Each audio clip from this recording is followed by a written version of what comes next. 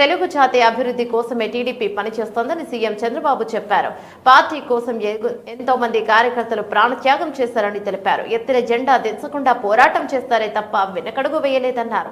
లోకేష్ చేసిన యువగళం వరకు కార్యకర్తల్లో అదే పోరాట స్ఫూర్తి.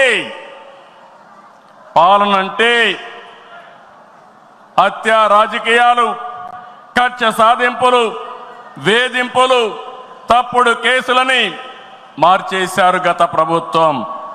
విధ్వంస పాలనతో రాష్ట్రాన్ని సర్వనాశనం చేశారు.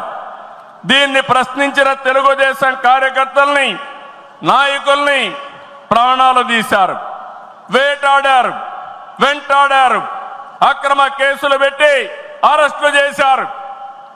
కానీ ఒక్క వ్యక్తి కూడా ఎత్తిన జెండా దించకుండా పోరాటం చేసిన మిమ్మల్ని మనస్ఫూర్తిగా అభినందిస్తున్నా.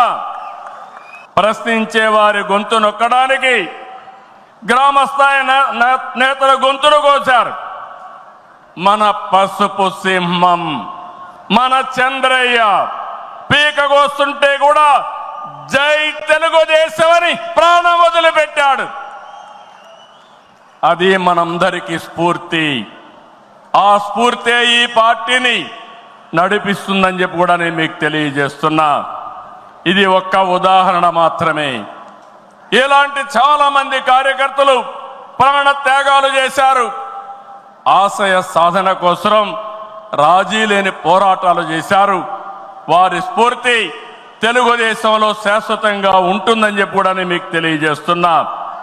ఎత్తిన జెండా దించని కార్యకర్తల పోరాటాలు, త్యాగాల వల్లనే కూటమి ప్రభుత్వం అధికారంలోకి వచ్చింది.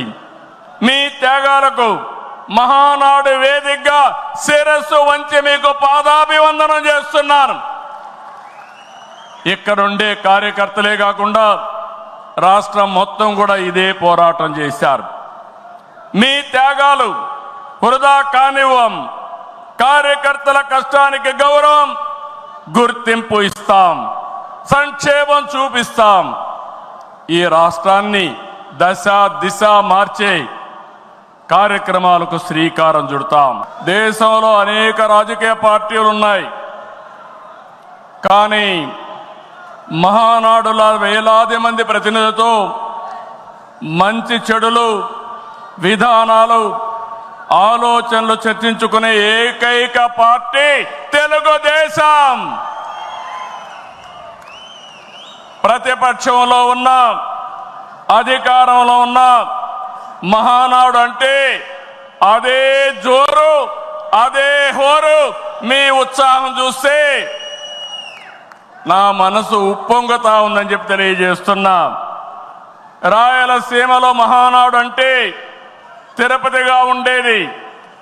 ఇప్పుడు తొలిసారి దేవుని కడపలో, అది కూడా కూటమి ప్రభుత్వం ఏర్పాటైన తర్వాత తొలి మహానాడు కడపలో ఏర్పాటు చేసుకుంటున్నాం. ఈరోజు కడప గడ్డపై జరుగుతున్న ఈ మహానాడు చూస్తే ఎన్నికలై ఏడాది జరుగుతున్నా మీలో ఆ కసి, ఉత్సాహం, ఉద్వేగం ఏమాత్రం తగ్గలేదు. నేను చాలా మహానాడు చూశాను. దగ్గర మనం చూస్తే 34 మహానాడులు మనం జరుపుకున్నాం. 2 మహానాడులు డిజిటల్గా జరిగాయి. అయితే ఈసారి కడపలో, దేవుని గడపలో జరిగే మహానాడు ఒక చరిత్ర సృష్టించబోతుంది. సువర్ణాక్షరాలతో ఆంధ్రదేశ రాష్ట్ర ఆర్థిక పరిస్థితి ఒక దశ దిశ నిర్దేశిస్తుందని చెప్పి తెలియజేసుకున్నా.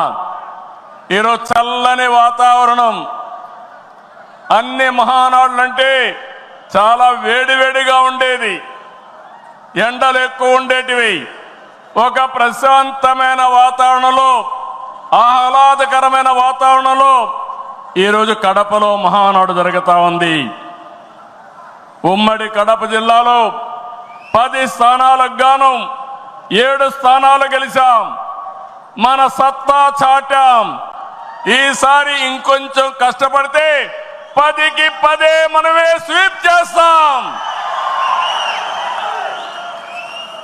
రాయలసీమ ప్రజలు అద్భుత చైతన్యంతో ఈసారి ఇచ్చిన తీర్పును గౌరవిస్తూ వారికి ధన్యవాదాలు తెలపడానికి కడపలో మహానాడు పెట్టాలని నిర్ణయించాం.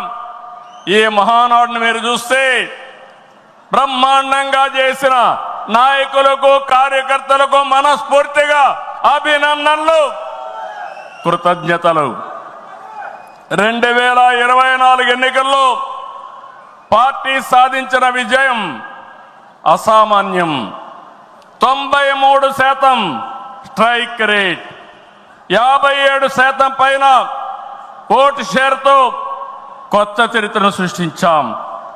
ఇది ముమ్మాటికి కారణం పసుపు సైనికులే, ఇక్కడుండే మీ నాయకత్వమే కారణమని మీ అందరికీ విజ్ఞప్తి చేస్తున్నాం.